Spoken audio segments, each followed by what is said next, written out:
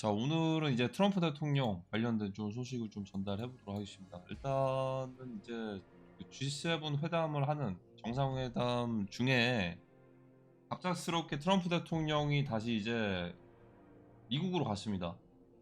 급히 떠나서 워싱턴 DC로 돌아가게 됐는데 여기에서 이제 엠마누엘 이제 프랑스 마크롱 대통령이 어떻게 보면 이란과 이스라엘 중재를 하기 위해서 급하게 갔다라고 얘기를 했는데 트럼프 대통령이 좀 맞받아쳤습니다. 휴전하는 것보다 훨씬 더 큰 문제다. 의도적이든 아니든. 뭔가 더 큰 문제 때문에 급히 워싱턴 DC로 갔다라고 얘기를 했습니다. 뭔가 나올까요? 어떤 큰일이 일어날까요? 자, 일단 미국 인도 태평양 사령부 관할 구역에 있는 모든 시설의 FP콘 이거는 어떻게 보면 미군이랑 연합군들에게 좀 알파에서 브라보 등급으로 격상한 거는 이건 데프콘 들어보셨죠?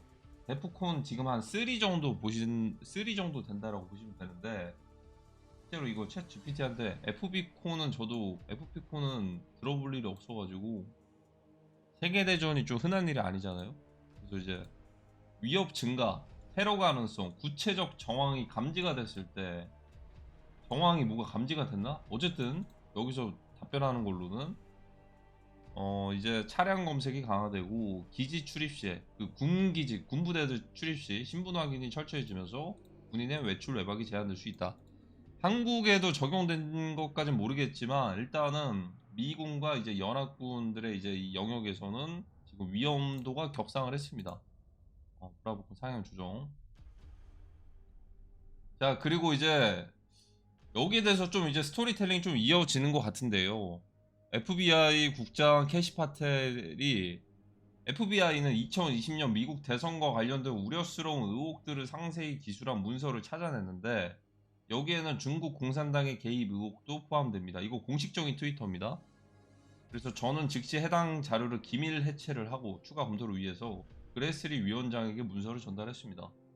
곧 발표가 된다라는 겁니다. 그러니까 2020년 미국 대선에 관련된 우려스러운 의혹들이나 이런 것들을 흔히들 이제 공개가 된다. 공개가 되는데 이전에 캐시파텔이 이제 그 조 로건 팟캐스트에서 나와서 보여줬던 모습들이 있었죠. 일단은 좀 이제 어 거대한 이제 그 권력 싸움에서는 잠깐 빠지는 느낌이고 이제 미국과 중국의 공산당 CCP를 두고서 전쟁을 선포를 뭐 이미 받았던 걸 수도 있겠지만 좀 대립 구조를 일단 미국 vs 중국의 공산당 이렇게 좀 대립 구조가 좀 형성이 되는데 이건 뭐 자칫 잘못하면 이제 물리적인 전쟁으로 넘어갈 수도 있기 때문에 그래서 이제 수십 대의 미군 전투기가 중동 쪽으로 일단 향하고 있다라고 하고 얼마 전에 그 급유기였나요? 급유기였나 수송기? 20 몇 대도 이제 유럽 쪽으로 갔죠. 근데 그게 이제 빈 수송기인지는 모르겠어요. 중요한 핵심적인 이제 미군들을 이제 조용히 이건 어쨌든 비밀 작전이잖아요. 이게 군사적인 부분에서 그거 다 공개할 필요는 없죠. 그래서 그것 때문에 몇십 대가 유럽 쪽으로 간지 모르겠습니다. G7 회담하는 도중에 20 몇 대가 유럽에 가는 일은 거의 좀 드물었어요. 그 엄청난 많은 그 비행기가 그렇게 뜬 거는. 그리고 이건 전투기는 중동 쪽으로 가고 있고. 자, 그러니까 이란과 이스라엘의 전쟁은 좀 기정사실화 되어 있는 부분 같은데 여기서 하나 좀 걸리는 거는 노스코리아. 자, 북한이 이란에 군사적 지원을 제공할 예정이다라고 한 게 6월 13일인데 지금 트위터 X에 조회수가 3천만을 넘게 기록을 했습니다. 3천만. 엄청난 기록이에요. 엄청난 기록이고 일단은 이 구조로 가버리면 세계대전 구조로 가거든요.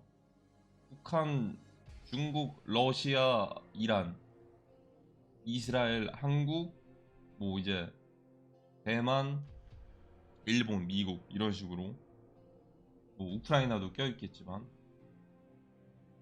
3차 세계대전 구조로 가게 되면 3차 세계대전이 일어날 수밖에 없을 거예요. 이거는 한 몇십 년 전부터 예정되어 있었던 일이기 때문에.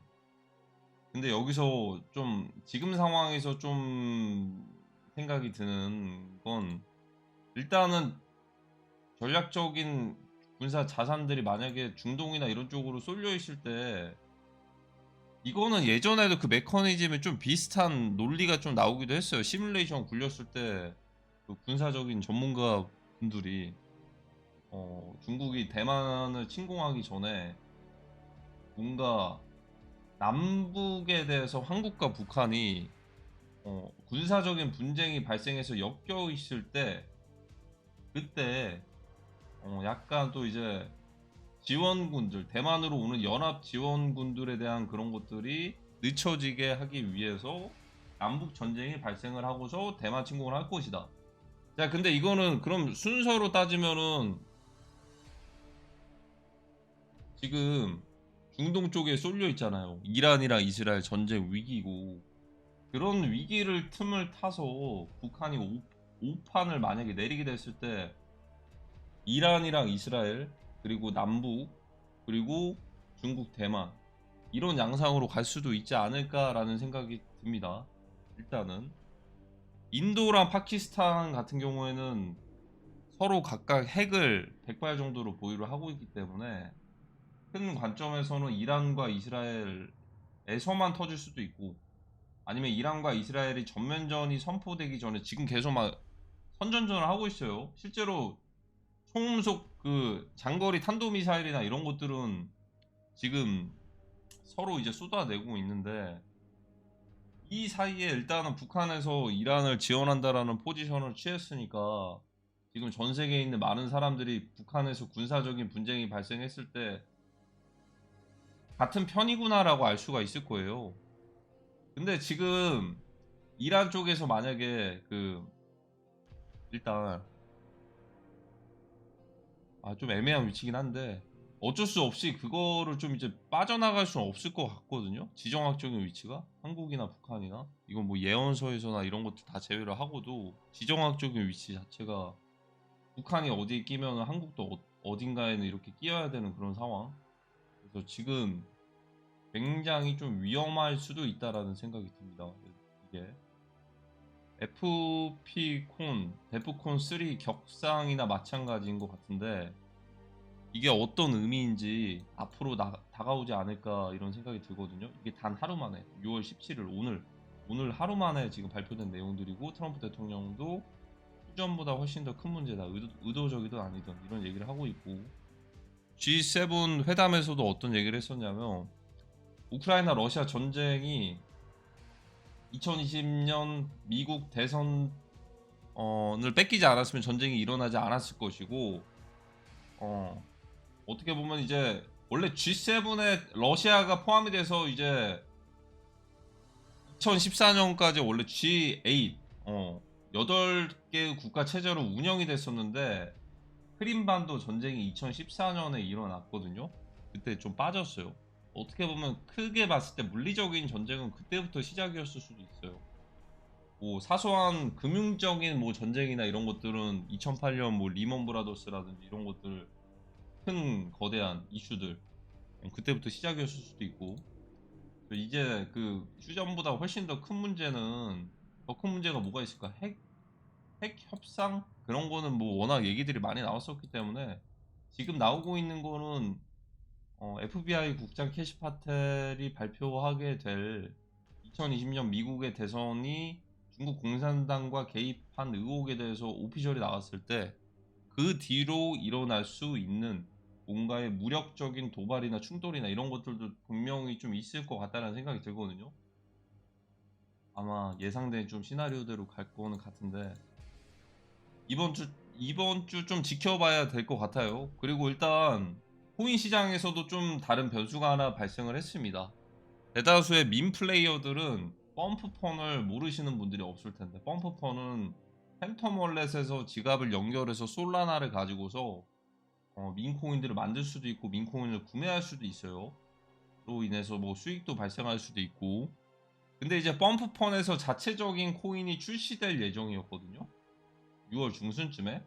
최근에 프리세일 같은 것도 끝났고 에어드랍 되는 것들도 뭔가 좀 이제 한 10% 정도였나 15% 정도 기준치에 맞는 등급별로 해가지고 되는 것들이 있었는데 일단 트위터에서 계정이 좀 정지가 됐어요.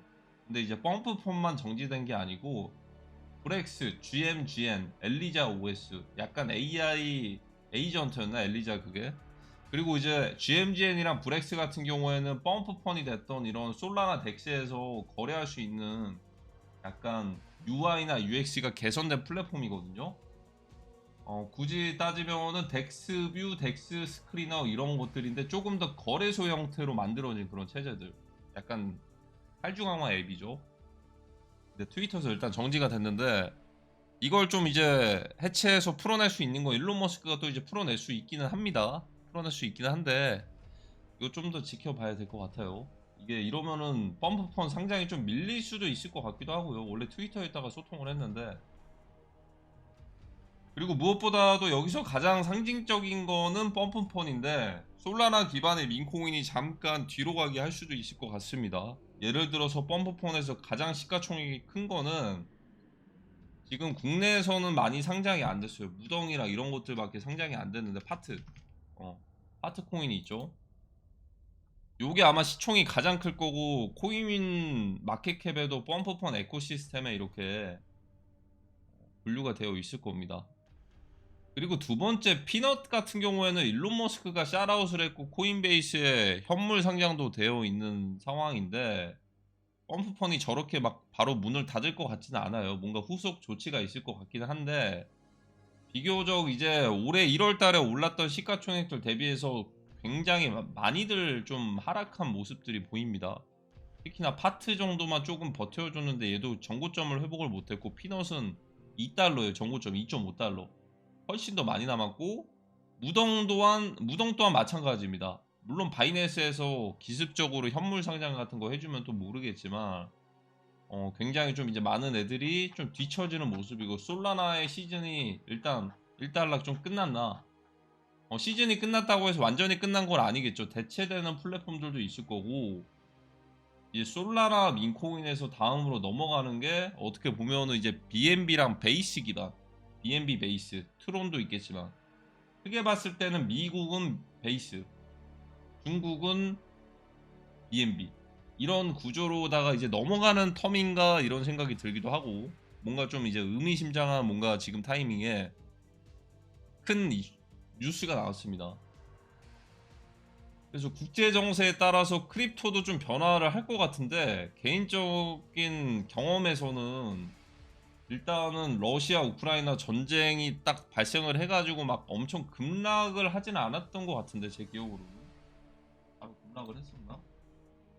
전면전을 선포했을 때 영향을 받았던 게 이스라엘 그쪽 이제 중동 전쟁했을 때 2023년인가 그때 좀 충격을 한번 줬던 것 같기는 해요. 10%에서 15% 정도. 얼마 전에도 지금 미사일 막 쏘고 했을 때도 막 떨어지기도 했고. 아 근데 좀 그렇게 좋은 영향은 아닌 것 같기도 합니다. 2월 14일이었나? 일단은 우크라이나 러시 2월 24일이었나요? 24일이었나? 14일이었나?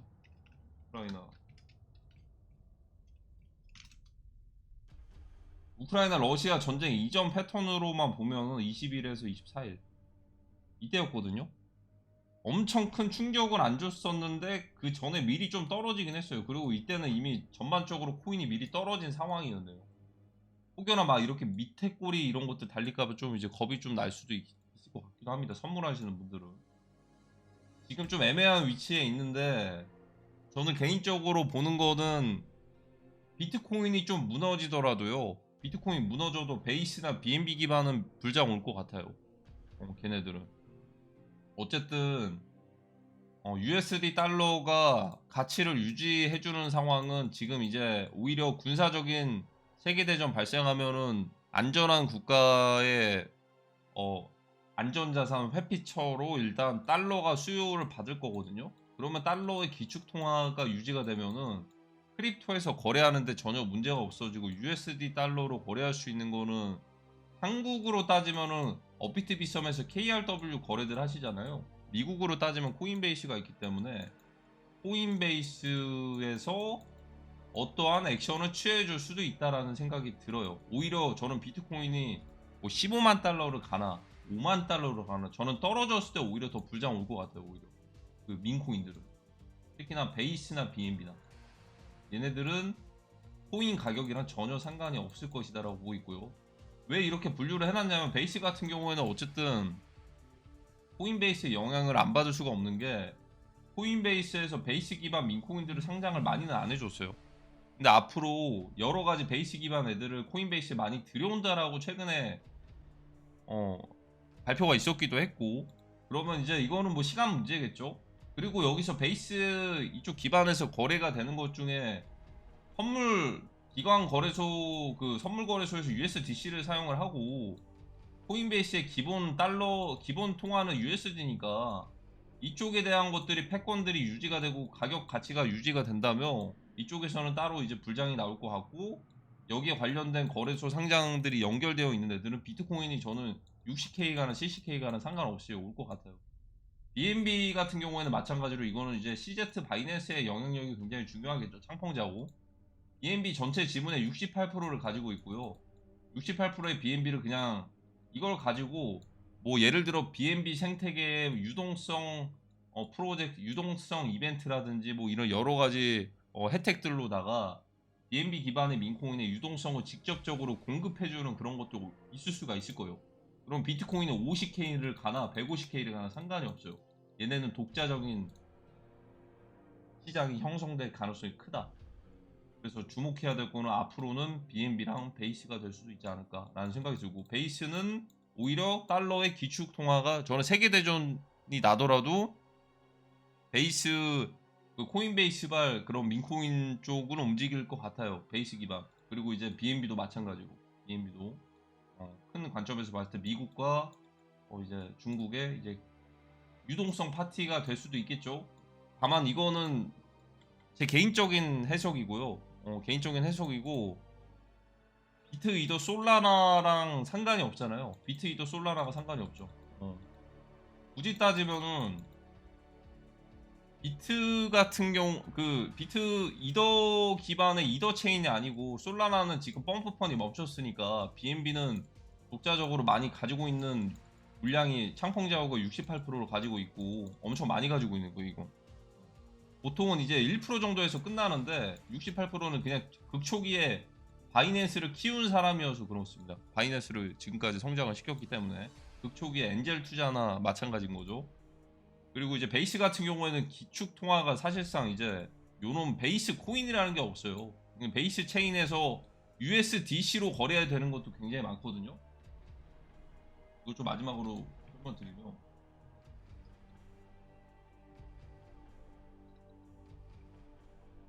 그 이게 있는데 거래소 이름이 뭐였지? 엑스 거래소가 그래서 어쨌든 그 만약에 세계대전이나 메이저 코인들 하락하더라도 먹을 거리는 있을 겁니다. 분명히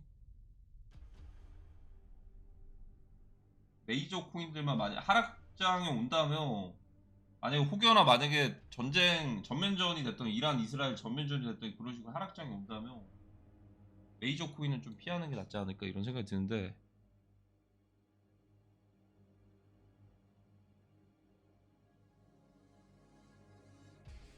요거다 이 베이스 기반 여기 보시면은 이게 약간의 팬케이크 수합이랑 같은 건데 USDC로도 거래가 되기도 하고 이더리움으로도 거래가 되기도 하거든요. 근데 이제 USDC 마켓이 추가되어 있는 애들 이제 풀들이 많이 추가가 될 거니까 USDC, 그리고 BNB에서는 USD1이 있겠죠. 트럼프 대통령 월드 리버티 USD1 오늘인가 내일 뭐 발표한다고 하는데, 뭐 크립토에 대해서 발표가 큰 게 있으면은 아마 그거 발표돼서 시장에서 반응하고 나서 뭐 전면전 선포가 되면 그렇게 될 것 같아요.